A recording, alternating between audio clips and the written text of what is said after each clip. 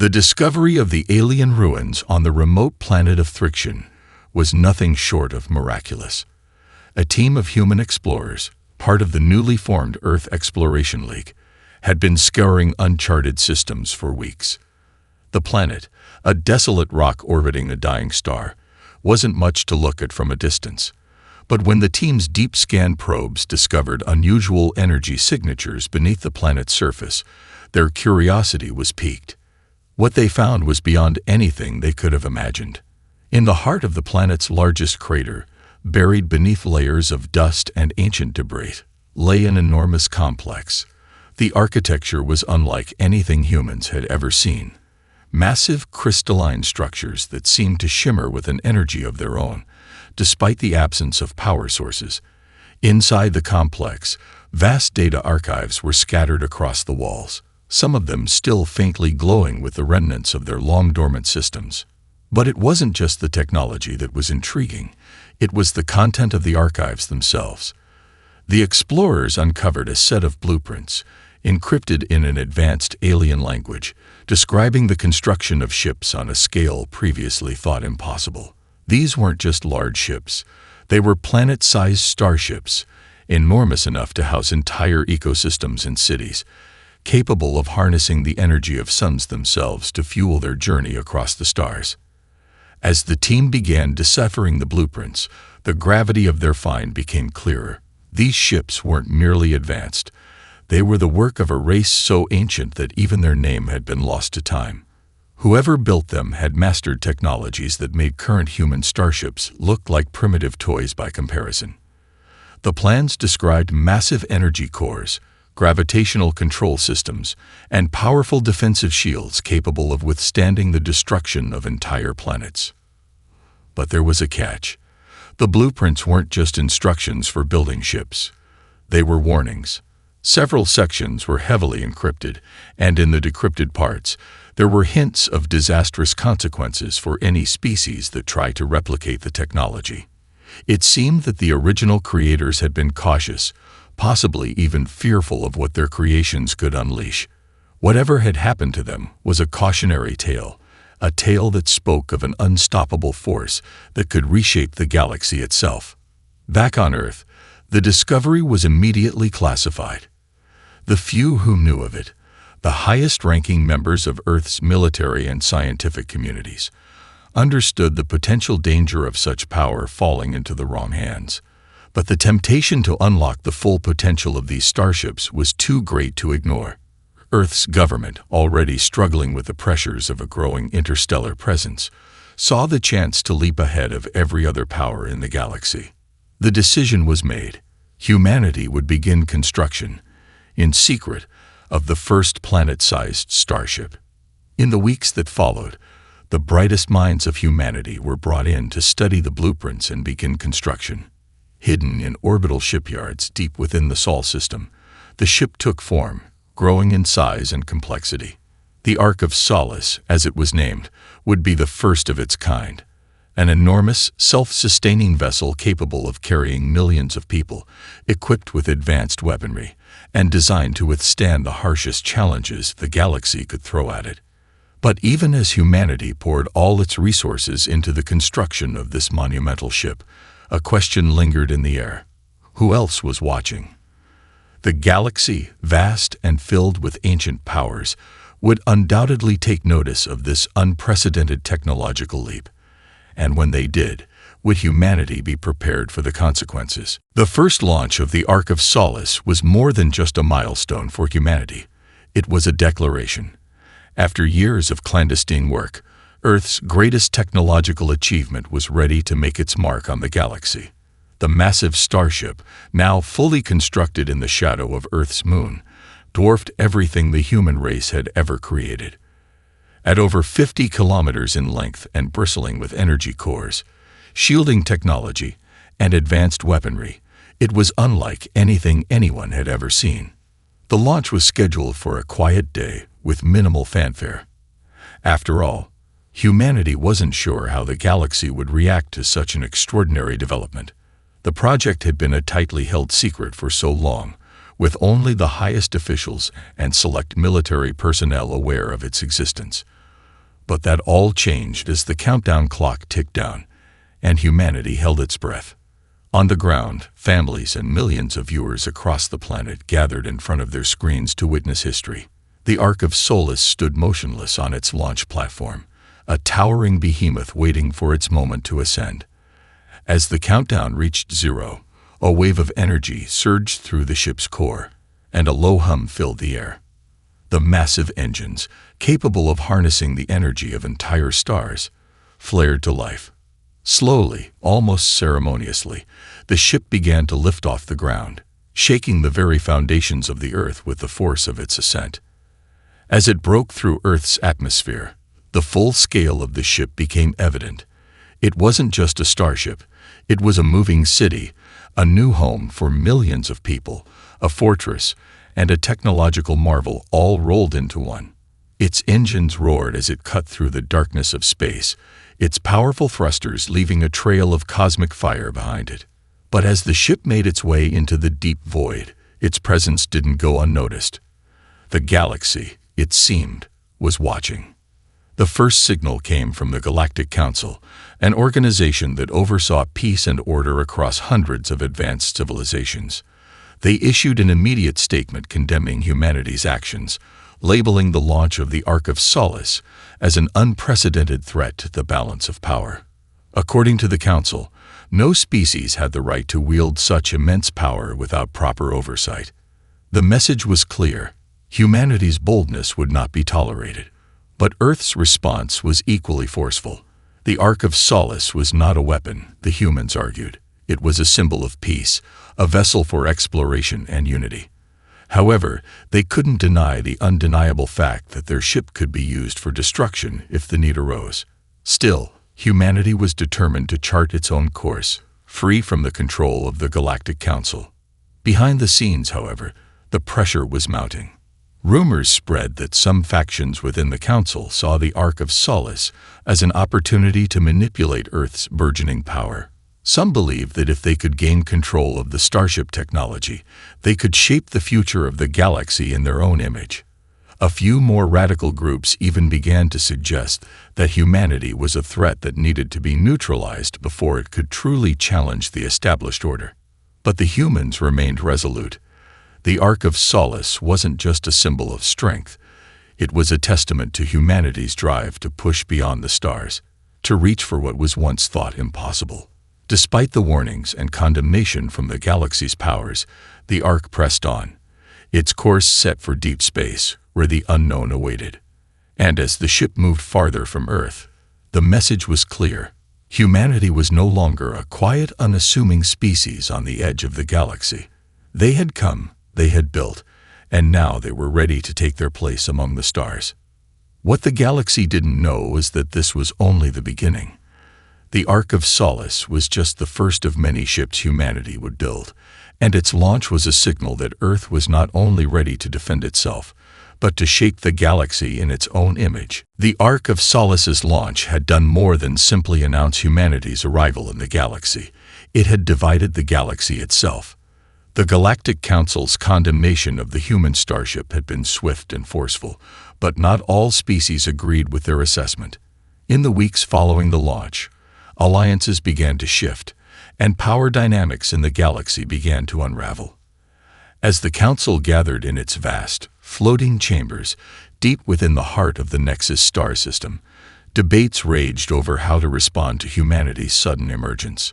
Some argued for swift, punitive action, calling for the destruction of the Ark of Solace before it could become a symbol of rebellion. Others, however, saw an opportunity. The human ship's technological marvels could be a game-changer for anyone willing to form an alliance with Earth. The first to make a move was the Ferrani Collective, a race of advanced energy beings who had long observed humanity's rapid technological advancements. They were the first to extend an olive branch, offering to share their energy manipulation technologies in exchange for a trade agreement. They saw humanity as a potential ally, not a threat. The Ferrani were a peaceful race, but they had been harassed by the Dominion of Zar, a militaristic faction in the galaxy that was known for bullying smaller civilizations. In humanity, the Ferrani saw a possible protector. Meanwhile, The Vorthar Dominion, one of the largest and most powerful empires in the galaxy, stood in staunch opposition to humanity's rise. Led by Emperor Kothar, the Vorthar viewed humanity's technological leap as a direct challenge to their dominance. The Vorthar had a long history of aggressive expansion, and they believed that any species capable of building such colossal ships must be stopped before they could disrupt the fragile peace the Dominion had established. The Vorthar's spies infiltrated Earth's communication networks, searching for weaknesses, while their fleet assembled on the edge of the Vorthar system, ready to strike. On Earth, the news of the shifting alliances sent ripples of uncertainty through the political corridors. The government had expected opposition from the Galactic Council, but the depth of the divisions within the galaxy surprised them. The arrival of the Firani as potential allies was a welcomed but unexpected twist. Humanity had always prided itself on its independence, but the idea of joining forces with a race as enigmatic as the Firani was a tricky proposition. Would it make them beholden to alien influences? Or could it be the beginning of a new, peaceful order in the galaxy? The situation was complicated further when a new faction, the Xelnar Dominion, appeared on the scene. The Xelnar were a fierce, nomadic race of warriors who had never been part of the Galactic Council. They believed in the survival of the fittest, and their culture revered strength above all else. Their leader, Vrax the Unyielding, sent a private message to Earth, offering an alliance. The Xelnar had long harbored a desire to challenge the Vorthar Dominion for control of the galaxy, and they saw humanity's fleet as a way to tip the balance of power in their favor. Earth's leadership was thrown into turmoil. Should they accept the Firani's offer of peace and trade, or ally with the Xelnar, who offered military strength in return for support in their war against the Vorthar? The question of which side to choose was a delicate one. Humanity, already divided between factions of pro-peace and pro-war, now found itself at the heart of a complex web of galactic politics. The tension was palpable as ambassadors from the various factions descended on Earth's capital for urgent talks. In a tense and tightly guarded summit, humanity's leaders debated fiercely. A war could be on the horizon, but could they risk angering the more aggressive factions by siding with the Firani? The decision would shape the future of Earth's place in the galaxy. As the summit reached its climax, humanity's representatives made a bold decision. They would not choose sides, at least not yet. Instead, they announced that they would continue to build their fleet and offer protection to smaller civilizations caught between the galaxy's warring factions. The message was clear. Humanity would stand alone, but it would not allow the galaxy to be torn apart by endless conflict. But even as they made their declaration, humanity knew the path ahead would not be easy. The Ark of Solace had been a symbol of hope for Earth, but it had also been the spark that ignited a galaxy-wide power struggle. The balance of power was shifting, and humanity would have to prove it was ready to stand on its own. Tensions in the galaxy had reached a boiling point. The meeting known as the War Council was convened under extreme pressure, with representatives from the Galactic Council's most influential factions gathering on the neutral world of Nexus Prime. The goal was simple: discuss humanity's rise and decide on a unified response. For humanity, the stakes could not have been higher. Earth's leadership was faced with a dilemma. The Ark of Solace had made humanity a target, and the rapid formation of allegiances within the galaxy had only complicated things further. Earth's officials knew the Ark was a beacon of both hope and fear, a symbol of humanity's power, but also a threat to galactic stability. The Council wanted answers, and they wanted them fast. As the representatives from various galactic powers filed into the Grand Chamber, the air crackled with animosity. The Vorthar Dominion's representative, an imposing warlord named Joreth, stood at the center of the room, his eyes scanning the others with undisguised contempt. Beside him was a contingent of elite Vorthar soldiers, their sharp armor gleaming in the artificial light.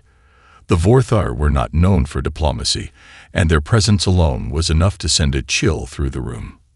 On the opposite side, the Firani Collective's ambassador, a slender figure composed of flowing, translucent energy, shimmered with calm. The Ferrani had been the first to offer humanity an alliance, seeking to keep peace in the galaxy and hoping to foster cooperation. Their offer had been met with both curiosity and caution, but it was clear that their presence at the War Council signaled their desire to intervene in the growing crisis. Then there was the mysterious, quiet envoy from the Selenar Dominion. Vrax the Unyielding had sent a representative, though he himself remained distant, watching from his fleet's warships in orbit. The Selenar's strength was their most obvious weapon, and their interest in humanity's fleet was known. Their representative, a sharp-eyed warrior named Sara, seemed to loom in the room with quiet menace, waiting for the right moment to strike. Humanity's delegation was led by President Alexandria Shaw, a pragmatic and determined leader who had already proven her ability to steer Earth through crisis. She was joined by General Ethan Caldwell, a respected military strategist, and Dr. Maya Sutherland, the scientist who had overseen the Ark of Solace's development. As the council began, Shaw's voice cut through the room with authority, proposing a bold yet simple idea. Rather than submitting to the whims of the galactic powers, humanity would stand on its own terms. It was time for Earth to redefine the rules of galactic engagement. Humanity, Shaw began, her voice unwavering, will not be intimidated. We are not here to serve your agendas. We are here to protect our people and to offer protection to those who seek peace. The Ark of Solace is not a weapon of war. It is a symbol of our resolve.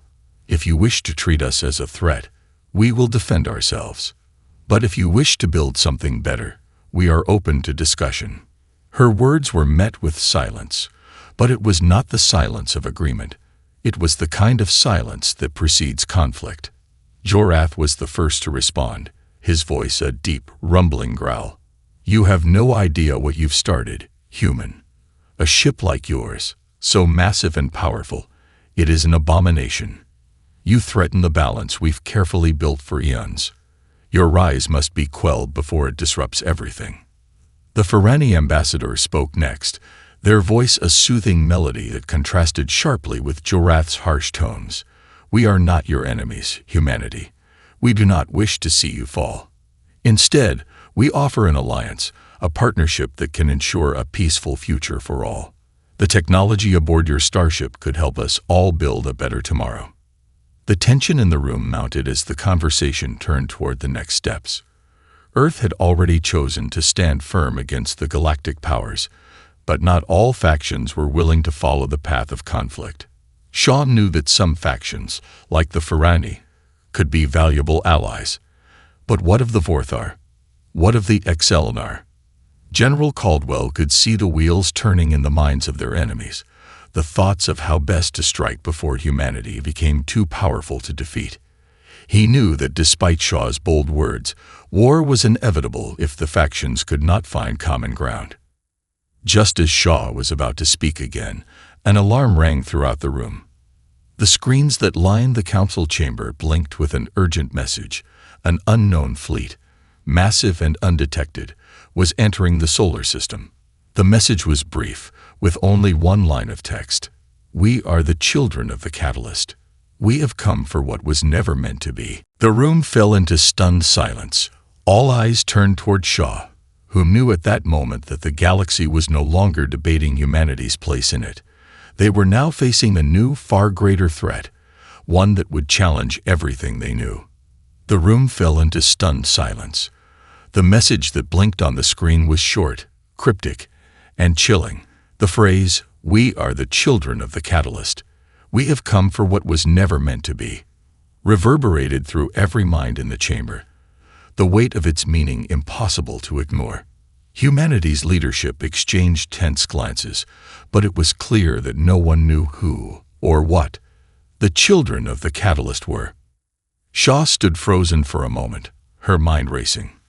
The Ark of Solace had drawn the attention of the galaxy's powers, but this new player, this mysterious group, had somehow slipped under everyone's radar.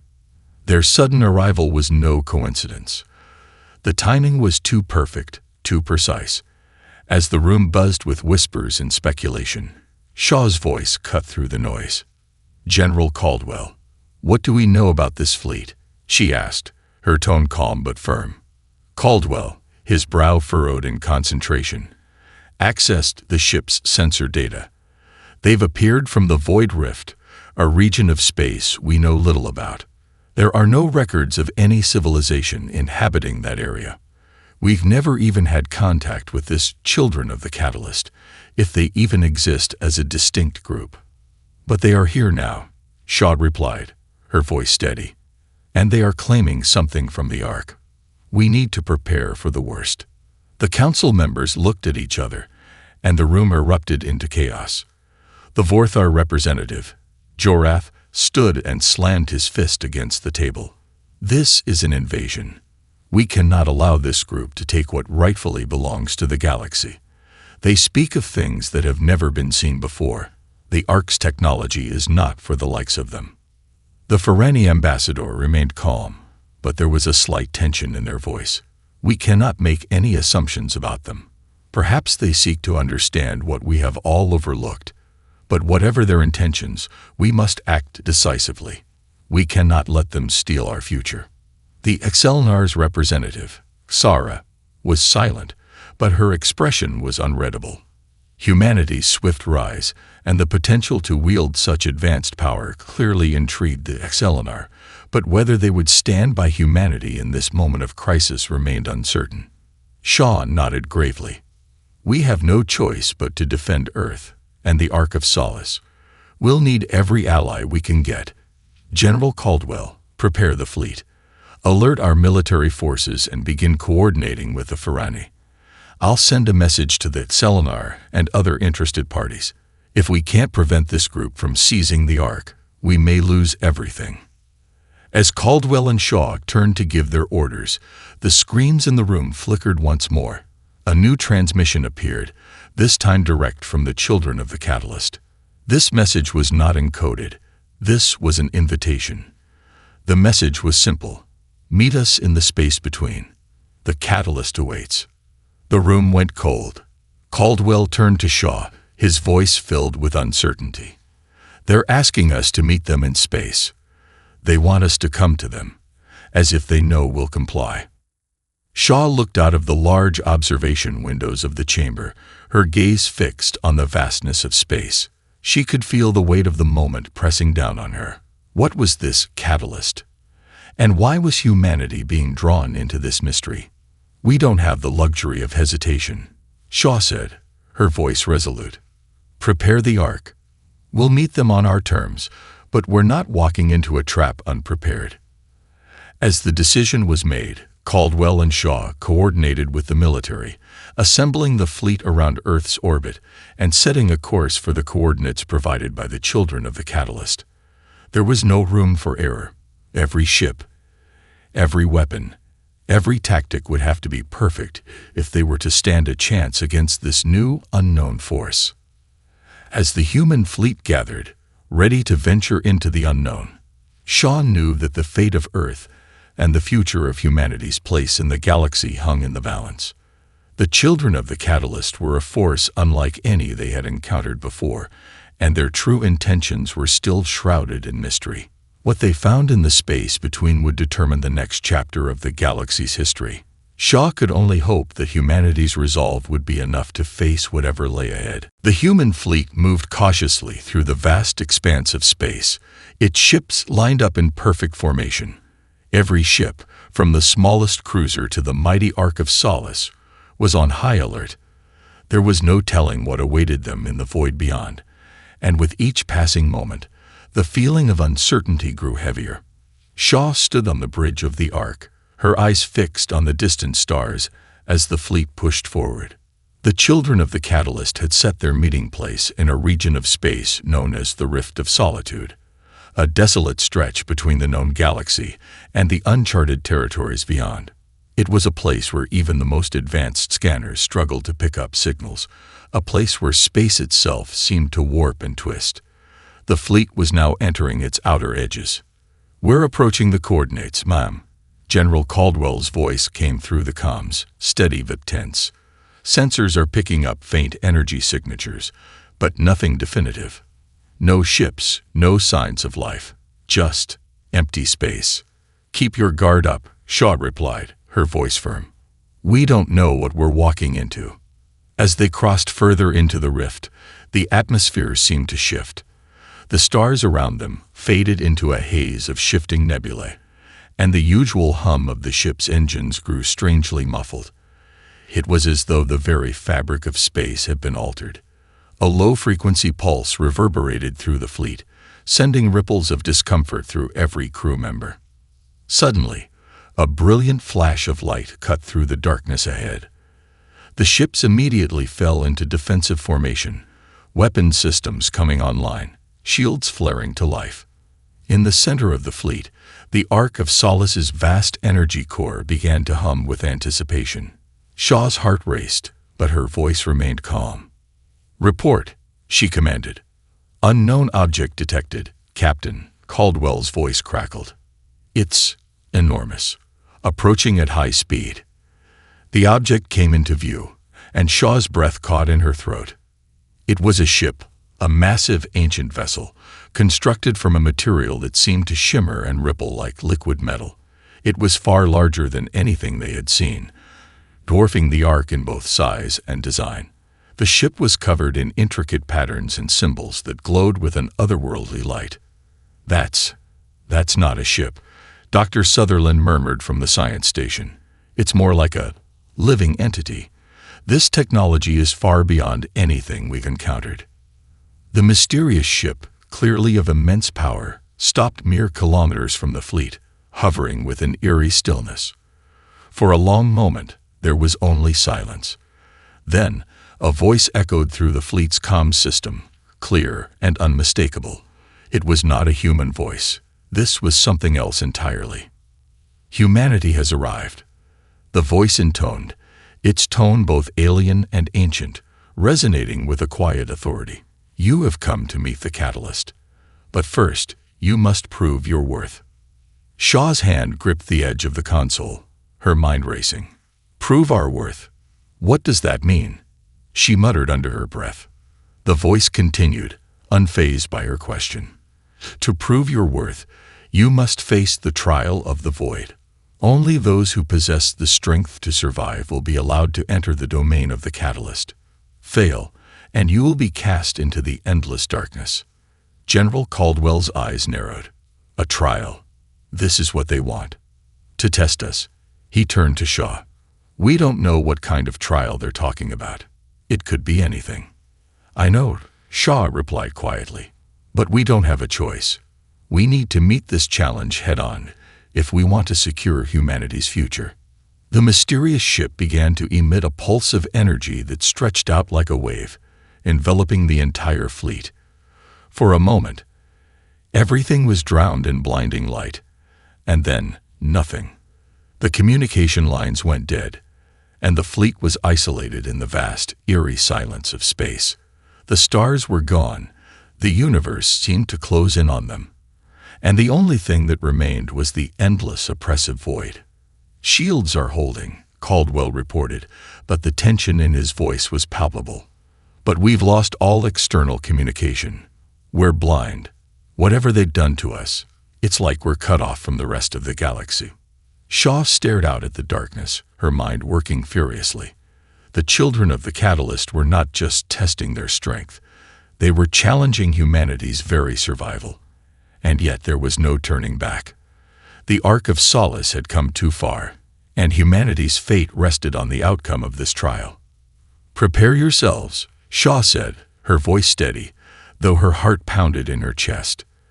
"This is the trial of the void, and we will face it with everything we have.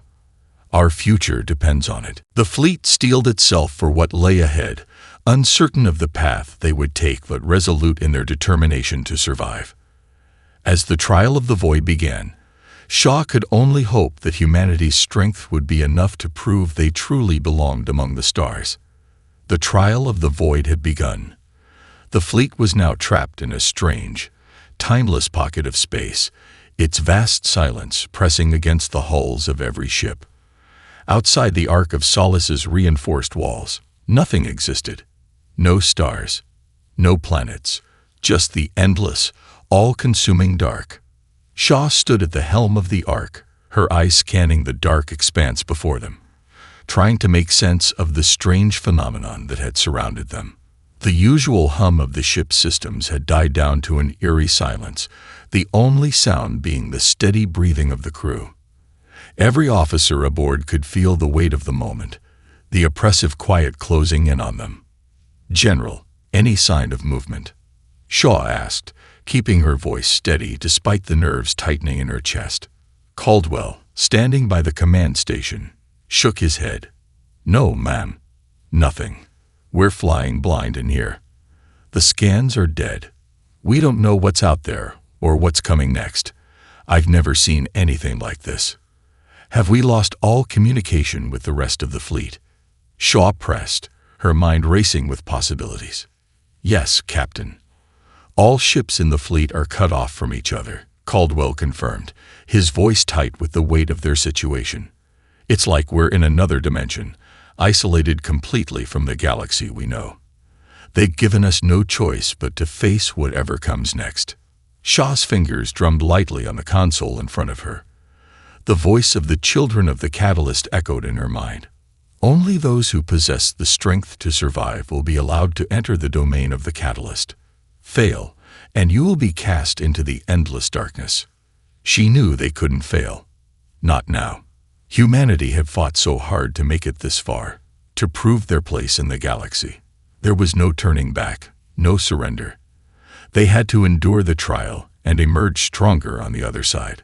Suddenly, the stillness of the space around them was shattered by a loud, deep vibration that seemed to reverberate through the very fabric of the ship. The Ark's sensors flared to life, suddenly picking up faint, jagged energy readings emanating from the deep black ahead. Something was coming. "Shields up. All stations. Prepare for anything," Caldwell barked, snapping into action.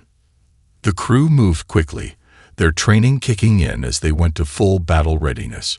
Shaw's hand hovered over the ship's controls as a shadow began to form in the distance, growing larger with every passing second.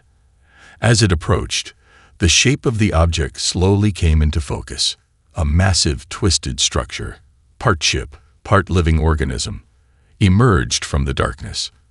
It was alive, its surface shifting, pulsating with energy as it grew ever closer. The object resembled nothing they had ever seen, an amalgamation of strange materials that seemed to shift and change with each passing moment. Jagged, crystalline structures protruded from its core, and from the center of the ship, an ominous red glow began to pulse. "Report," Shaw demanded, heart racing. Dr. Sutherland's voice came through the comms, filled with awe and dread. "Captain, it's alive. This isn't a ship. This is something ancient. It's some kind of entity. I can feel it. There's intelligence in that thing. Can we fight it?" Caldwell asked, his voice laced with doubt. Shaw hesitated. "I don't know, but we're going to have to try." The enormous entity, its size dwarfing the Ark of Solace, shifted closer, now within range of the ship's weapons. Its surface rippled, as though the ship itself was reacting to the presence of humanity. The crew braced for impact, weapon systems activated, shields at full strength. But as the entity drew closer, it stopped, hanging motionless in space before them. Then, a voice, familiar but distant, resonated across the fleet's comms. It wasn't from the entity, but rather from the children of the Catalyst. "You have faced the first test," the voice intoned. "You have encountered the manifestation of the void. Only those who resist its call may survive. But it is only the beginning. The true trial awaits." Shaw's blood ran cold. If that was only the first test, what else could the children of the Catalyst have in store for them? The manifestation of the void, a sentient, living structure, was just a prelude to something worse. "What happens now?" Caldwell asked quietly, his eyes locked on the massive entity that loomed over them. "Now we prepare," Shaw said firmly. "The Catalyst wants us to prove our strength, our ability to withstand the unimaginable. We faced impossible odds before, and we will again. As the entities slowly began to retreat into the blackness, a new wave of uncertainty washed over the fleet. Humanity had survived the first test, but how many more would there be? And what would the catalyst demand next? Shaw knew that the path ahead would be even more dangerous, but one thing was certain. Humanity would face whatever came with every ounce of their strength. They had come too far to back down now. The silence in the wake of the first trial was overwhelming. The entity, the manifestation of the void, had retreated back into the darkness, leaving the human fleet suspended in the eerie stillness of the void. The Ark of Solace's shields were holding, but the energy required to defend against such a mysterious force had left them vulnerable. Every officer aboard the ship knew that the next challenge was waiting just beyond the edge of their comprehension. Shaw stood motionless at the command center, her eyes fixed on the view screen that showed nothing but the deep, black abyss. The voice of the children of the catalyst still echoed in her mind. The true trial awaits. What did that mean? What kind of trial could possibly be more terrifying than what they had just faced? General Caldwell approached, his expression grim but resolute. "Captain, the fleet is holding steady, but we're running low on power. The Ark's systems are strained from the encounter. If we're going to survive this, we need to know what's next." Shaw turned to him, her mind racing. "I know, General, but they're not going to make this easy. We're in their domain now. And from what we've seen, they want us to prove that we deserve a place in this galaxy, a place at the table of the stars." "At what cost?" Caldwell muttered, more to himself than anyone else. What kind of entity forces others to endure this, to face these trials? "We'll find out soon enough," Shaw replied, her voice steady. "We have no choice but to face whatever comes. We've come too far to turn back." Just then, the lights on the bridge flickered, casting brief shadows across the crew. Shaw's heart skipped a beat as the voice of the children of the catalyst echoed again, this time directly through the ship's comm system. "You have proven your strength to endure the void, but this was not enough. Your survival must be tested further. You must face the heart of the catalyst." A moment of stillness followed, the crew exchanging nervous glances. Then the ship lurched violently, throwing everyone off balance. The sensors flared to life once again, flashing bright red across every station. "Shields down to 60%, Dr. Sutherland shouted, her voice panicked. "Whatever they're doing, it's tearing at the fabric of space itself." "Stabilize," Shaw barked. "We can't afford to lose control now. General, get us into position.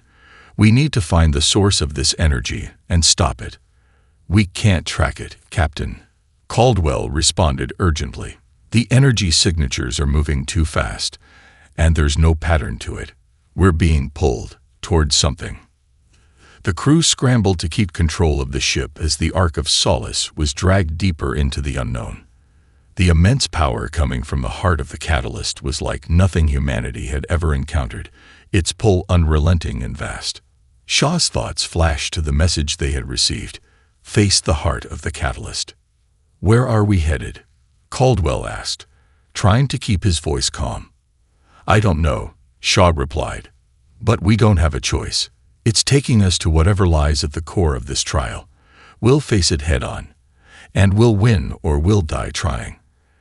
As the Ark drew closer to the epicenter of the energy disturbance, the view screen flickered to life again, showing a vast, swirling maelstrom of light and dark.